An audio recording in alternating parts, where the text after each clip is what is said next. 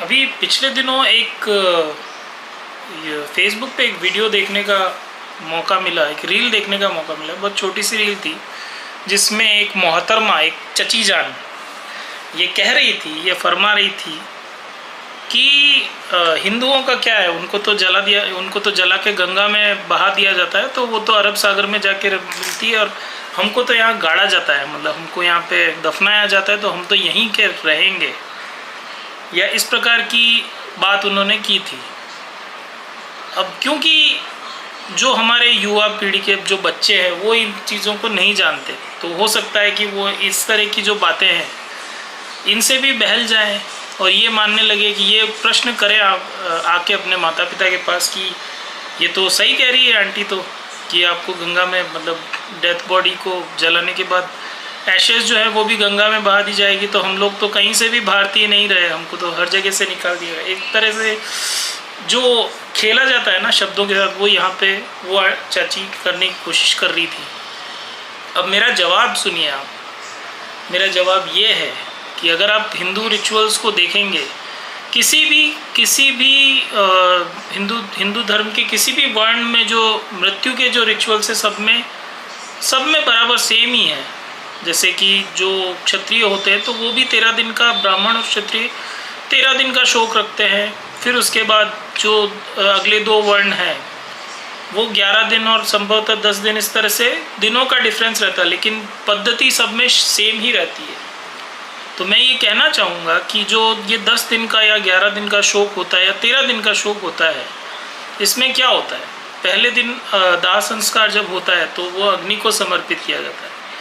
फिर उसके बाद जो 10 दिन का शोक रहता है, उसके बाद एक एक करके जो वो राख से जो पिंड बनाए जाते हैं, उस पिंड को, क्योंकि हमारे जो पुरखे थे, हमारे जो एंसेस्टर्स थे, वो जानते थे, वो उस समय में जानते थे कि ये जो पिंड है, ये जो शरीर है, ये जो पूरा शरीर है, ये किन तत्वों से मिलके बना है।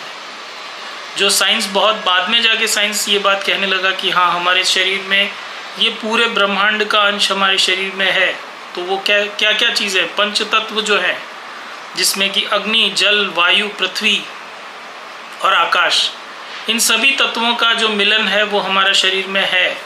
तो इसीलिए हमारे जो सनातन धर्म है, खासतौर से ये कहना चाहूँगा, तो सनातन धर्म में ये माना जाता है कि जो 13 दिन का शोक है उसमें पूर्ण जो पद्धति उसकी यही है कि पहले दिन दाह संस्कार किया जाता है, तो इस तरह से अग्नि को समर्पित, जो शरीर का जो शरीर है वो अग्नि को समर्पित। फिर जो राख और हड्डियाँ बचती है उनको कलेक्ट करके घर पे लाया जाता है, और फिर उसके बाद एक एक करके जो सारे तत्व हैं, जो ब्रह्मांड के जो तत्व बचे हुए हैं वो सारे, जिसमें आकाश, जिसमें आपका पृथ्वी, हाँ, हमारे यहाँ पे भी पिंडों को दफनाया जाता है।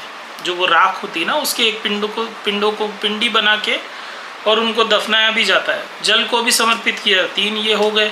फिर आकाश को, सांकेतिक रूप से आकाश को भी समर्पित किया जाता है। तो ये बात रहने देना कि हम यहाँ पे नहीं है, हम तो यहाँ की वायु में भी, मृत्यु के बाद तो हम यहाँ की वायु में भी समाहित हैं। तो जो तुम सांस ले रहे हो उसमें भी हम हैं, उसमें भी हमारे जो पुरखे हैं वो इस तरह से वायु तक में समाहित हैं। तो आप ये जो कहते हो ना कि ये भारत भूमि में तो हम तो यहाँ दफन है, तो हमारी भूमि हुई है, तुम हिंदुओं को निकल जाना चाहिए क्योंकि ये तुम्हारा नहीं है, तो ये आधी अधूरी और उल्टा सीधा ज्ञान है जो वो वहाँ पे फेसबुक पे देने की कोशिश सब करते हैं। तो ये नहीं है।